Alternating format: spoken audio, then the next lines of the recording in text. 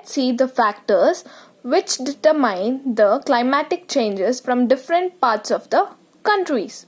First reason is distance from the equator. Distance from the equator plays a major role in deciding the climate of the region. So, this is the equator. Okay? Since it's tilted in this angle, the equator plays a major role. Sun sends vertical rays which directly fall on the equator more than other parts of the earth. That's the reason countries that are very near to the equator are very hot. Places near the equator are very hot because they receive the direct rays of the sun. The sun's rays fall vertically over the region situated near the equator. As the distance increases from the equator, the sun rays become slanting. Therefore, impact of sun rays is less. As the distance from the sun to the earth increases. For example, near the poles, the rays of the sun have to move for a very long distance to reach to the earth. That's the reason near the south and the north pole it is very cold.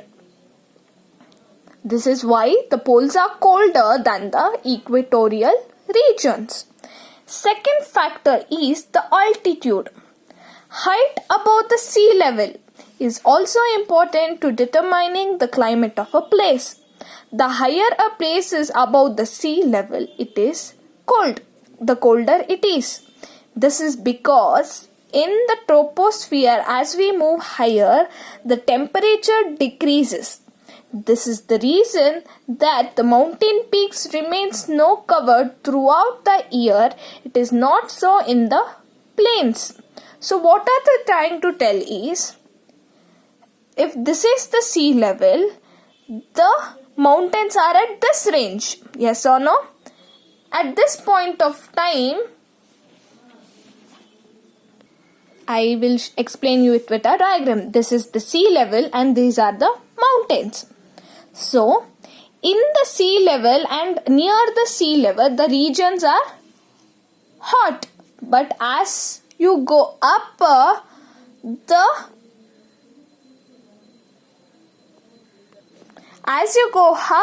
the temperature decreases and you feel very cold. That's the reason it's very cold on top of the mountain but very hot near the sea level. That's the reason plains are more hotter than plateaus or the mountain regions. Mountain regions are very cold. Now let us move to the next topic, distance from sea. Places near the sea coast enjoy warm and cool breeze throughout the year. Land absorbs heat faster than water. Therefore, in summer, the air above the land is warm and rises up very fast. Due to this, cool sea breeze flows into the land thus the temperature remains mild. So, let us see this with a diagram. In winter, exactly the opposite happens. The sea remains warm and the warm breeze flows into the land, keeping it warm. So, the sea breeze, which is cold, goes to the land and becomes warm. And then, so what happens in this situation? Let's see. Land absorbs the heat faster than water. So, land absorbs heat faster than water, and in summer, the air above the land is warm. So, the air above the land is warm and rises up very fast. Due to this, the cold sea breeze flows into the land, thus the temperature remains mild. What happens is the land gets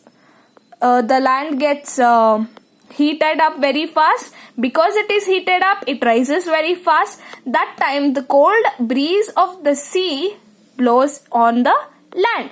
That's why the temperature during a summer during the day is always mild, because there's a continuous flow of cold breeze and warm breeze. Cold breeze and warm breeze. Same thing happens at the night. What happens? The sea remains warm, whereas the land is cool. That's the reason. Again, the same cycle continues. The cool, the warm, because the land is cool, the cool breeze moves towards the water, and the warm breeze which is on the water moves upwards. And same things keeps on repeating. That's the reason the temperature in a coastal region is very mild. Thus, coastal regions are neither too hot nor too cold. They are mild. The temperature remains moderate all round the year. The inland regions experience extreme climate due to the distance from the sea. They experience very hot summers and severe cold winters.